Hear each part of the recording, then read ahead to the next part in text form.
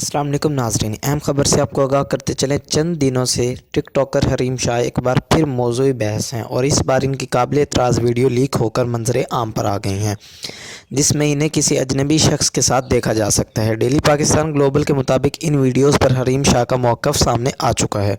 अपने Instagram account पर post किए गए वीडियोज़ बयान में हरीम शाह इन लोगों को लानत तान का निशाना बनाती हैं जिन्होंने इनकी वीडियोस लीक की। अपने लीक होने वाली वीडियोस को जाली करार देते हुए ये हरकत करने वालों से कहती हैं कि तुम्हारे घर में माएँ बहनें नहीं हैं कि तुम ख़वातीन की इज़्ज़तें उछालते फिरते हो। मेरे ट्रेंड चलाने की बजाय फ़लस्तीन के लिए ट्रेंड चलाओ जिनका कोई फ़ायदा भी हो। अल्लाह के यहाँ देर है अंधेर नहीं और इसकी लाठी बेआवाज़ है।